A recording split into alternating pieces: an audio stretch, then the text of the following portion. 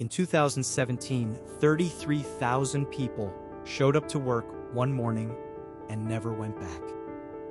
Not because the company failed, not because Amazon crushed them, because three firms on Wall Street decided the debt they loaded onto a toy store was worth more than the toy store itself. This is not a story about retail dying. This is a story about a deliberate killing and the men who got richer doing it. Stay with me, because by the end of this video, you'll understand a financial playbook that has quietly destroyed dozens of American brands and is still running today. Before we talk about the death, you need to feel the life.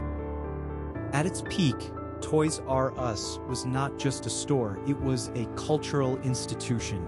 There were over 1,500 locations worldwide. Kids didn't ask to go to the toy store. They asked to go to Toys R Us. That was the brand. That was the differentiation. In 1997, they had nearly $12 billion in revenue. They had their own dedicated real estate. They had exclusive supplier deals no competitor could touch. They had Jeffrey the Giraffe, one of the most recognized brand mascots in American advertising history. This was not a dying company. This was not a company with a broken model. This was a company that was, in every operational sense, working. Which makes what happened next so much worse. Because the people who destroyed it didn't do it by accident. They did it by design. And they made billions doing it. Here's where the story actually starts. Not in 2017, in 2005. That's when three private equity firms, KKR, Vornado Realty, and Bain Capital, bought Toys R Us for $6.6 billion. Now here is the part that almost nobody explains clearly. They didn't pay $6.6 billion. They paid about $1.3 billion of their own money. The other $5.3 billion, they borrowed it. And then, and this is the move that kills companies, they took that debt and put it directly onto Toys R Us's balance sheet. You buy a house, you take out a mortgage, but instead of the mortgage being your liability, you make the house responsible for paying it. The house now owes $5.3 billion, and it has to pay interest on that debt every single year out of its own revenue. From that moment forward, Toys R Us was not operating as a toy company, it was operating as a debt servicing machine. Every dollar of profit, every cost-cutting measure, every strategic decision, all of it was happening under the crushing weight of interest payments that averaged around $400 million per year.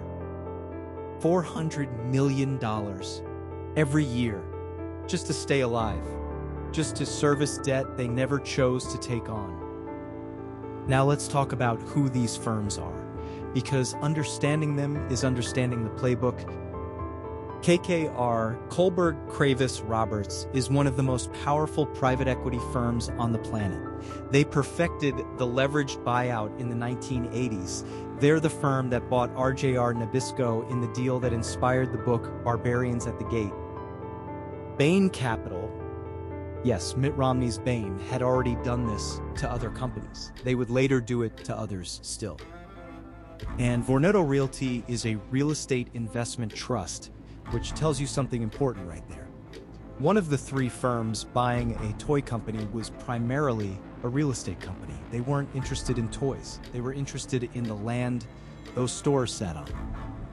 These firms are not villains in a movie sense. They're not twirling mustaches. They are executing a perfectly legal, highly sophisticated financial strategy that is explicitly designed to extract maximum value from a company, regardless of what happens to that company afterward. That is not an accusation. That is literally how they describe their own business model. And Toys R Us was the perfect target. Now, when Toys R Us went bankrupt, the story that got told in the press by analysts, by the PE firms themselves, was this: Amazon killed them. E-commerce disrupted them. They failed to adapt. And here is why that story is almost entirely false. Look at the data. Target sells toys. Target is still alive. Walmart sells toys. Walmart is still alive. Even smaller specialty retailers adapted and survived. But they had one thing Toys R Us didn't have. They had capital to invest. When Amazon was rising in the mid-2000s, every major retailer faced a choice. Invest heavily in e-commerce, invest in the in-store experience, or fall behind. Target and Walmart could make that bet. They had clean balance sheets, they had cash flow. Toys R Us had $400 million a year going out the door in interest payments. In 2004, the year before the LBO, Toys R Us signed a deal with Amazon to be the exclusive toy seller on the platform. Amazon violated that agreement and let other sellers in. Toys R Us sued and won. A judge found Amazon had breached the contract. But by the time they won that case, the LBO had already happened. The debt was already on their books. Any strategic advantage they could have pressed from that win, any capital they could have used to build their own digital infrastructure, was gone, consumed by interest. Amazon didn't kill Toys R Us. The debt did.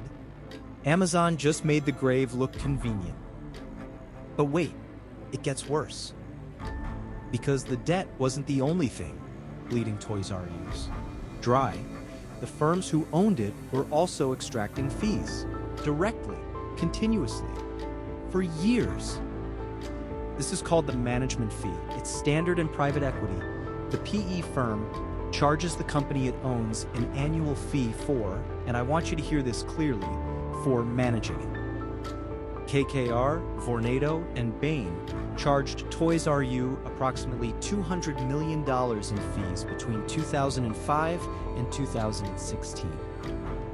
Not invested, not loaned, charged, extracted, paid directly to the firms out of Toys R Us's operating revenue. There were also transaction fees for every major deal, advisory fees, monitoring fees. Every significant financial event generated a new invoice sent to the company from its own owners. So to recap what Toys R Us was dealing with, simultaneously, interest payments of $400 million a year on debt they didn't choose, management fees siphoned directly to the PE firms, and an e-commerce landscape that demanded massive capital investment that they simply did not have. They were being charged rent to exist, and the landlord was also the owner, and the owner had also taken out a massive mortgage in their name.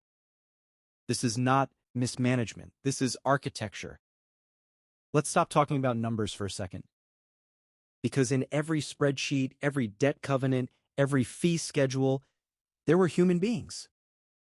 33,000 full-time and part-time employees, people who had built careers there, people who had worked those stores for 15, 20, 25 years.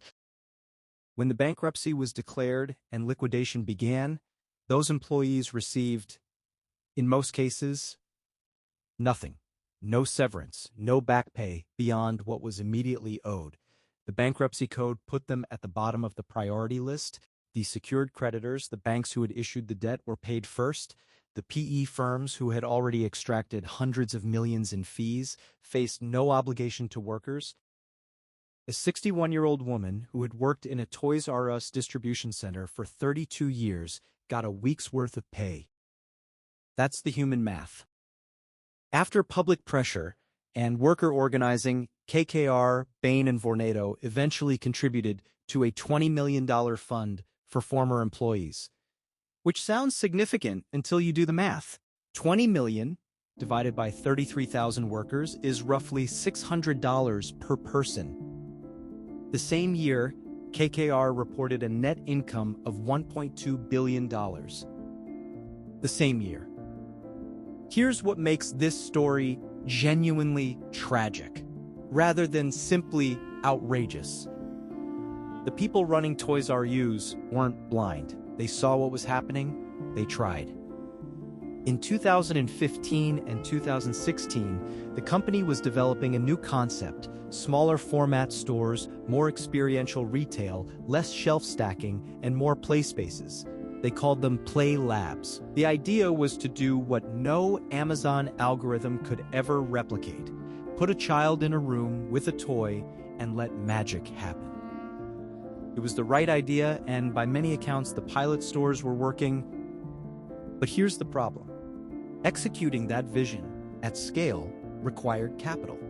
It required opening dozens, then hundreds of redesigned locations. It required marketing. It required technology, infrastructure. And there was no capital. Every dollar of free cash flow was spoken for. The debt, the fees, the interest. In September of 2017, Toys R Us filed for Chapter 11 bankruptcy. The official statement cited the need to restructure debt. The hope was to reorganize, reduce the debt load, and emerge as a leaner company. Within 6 months, that hope was gone. The secured creditors pushed for liquidation, the stores would be sold off, everything would go. The right idea at the wrong time in a company that had been architecturally prevented from executing it. June 2018. The last Toys R Us stores in the United States closed their doors. During the liquidation sales, the stores were stripped, shelves, fixtures, signage, all sold. The mascots, the branded everything, decades of built brand equity liquidated. The secured creditors, the banks who held the debt, recovered substantial portions of what they were owed. KKR, Bain, and Vornado, they had already made their money, not from the company succeeding, from the fees, from the debt structuring, from the real estate plays. Vornado, as a real estate trust, had been collecting on Toys R Us properties for over a decade. This is the fundamental asymmetry of the leveraged buyout model applied this way. If the company succeeds, the PE firms profit from the equity appreciation.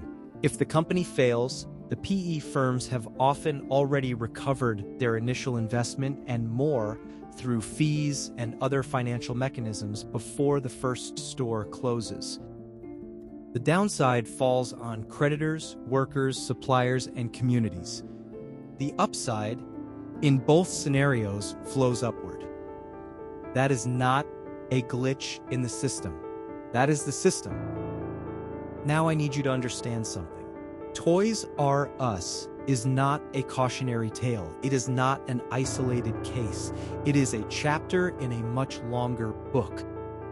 The same playbook, run on different companies over and over again. Sears, $12 billion in debt loaded by Eddie Lampert's hedge fund. Hundreds of stores closed, 90,000 workers affected. Payless Shoe Source, taken private in a leveraged buyout in 2012, emerged from one bankruptcy, immediately fell back into another. Nearly 4,000 stores closed. iHeartMedia, formerly Clear Channel, $20 billion in LBO debt. Largest radio company in America, filing for bankruptcy. Bed Bath & Beyond, aggressive financial engineering, share buybacks funded with borrowed money while the business deteriorated, then collapse. The pattern is not subtle. Identify a company with strong brand recognition, real estate assets, or stable cash flows. Load it with debt. Extract fees. Prioritize financial returns to ownership. When the debt becomes unsustainable, file, restructure, or liquidate. The company's changed, the mechanism doesn't. And here is what matters most. This is legal. Completely legal. The regulatory framework that governs private equity allows every element of this structure. The people who did this to Toys R Us did not break a single law, which is either a testament to financial ingenuity or an indictment of the laws themselves. There was briefly a reckoning. The worker campaign that followed the Toys R Us bankruptcy became one of the most visible labor actions in recent American retail history. Workers organized under the name Rise Up Retail, filing lawsuits, going to the media, showing up at KKR shareholder meetings. It worked, partially. That $20 million fund was established. It wasn't nearly enough, but it established a precedent that private equity firms could face public accountability for the human consequences of their financial strategies. In Congress, legislators including Bernie Sanders and Elizabeth Warren proposed the Stop Wall Street Looting Act, legislation that would have fundamentally restructured the legal framework around leveraged buyouts, requiring PE firms to share liability for worker severance and pensions, and limiting certain fee structures. The bill did not pass. It has been reintroduced in various forms. As of now, the core legal architecture that enabled the Toys R Us situation remains largely intact. The Delaware bankruptcy courts, where most of these cases are handled, continue to operate under rules written largely before the modern private equity era. The workers got $600, the partners got their bonuses, the stores became parking lots and condos, and the playbook moved on to the next target. So here's the question I want to leave you with. When a company closes, when a brand you grew up with disappears, the story we're usually told is one of failure. The company couldn't compete, couldn't adapt, couldn't survive. But Toys R Us didn't fail. It was failed. There is a difference between a company that couldn't compete and a company that was systematically stripped of the capital needed to compete. Between a company that misread the market and a company that was architecturally prevented from responding to the market. Jeffrey the Giraffe didn't get killed by Amazon. Jeffrey got killed by a debt structure that no toy company, no matter how beloved, no matter how operationally sound, could survive. And the firms who engineered that structure walked away richer than when they walked in. That's not capitalism failing. That's a very specific version of capitalism working exactly as designed for a very specific group of people. The question worth asking is, how many more Toys R Us's are out there right now? How many brands, how many employers, how many communities are currently sitting on the same ticking clock? If this video gave you something to think about, share it with someone who deserves to know this story. And if you want to go deeper on how private equity is reshaping the American economy right now in ways most people don't see, the next video is right there. Because this is not history, this is the current playbook. And it's still running.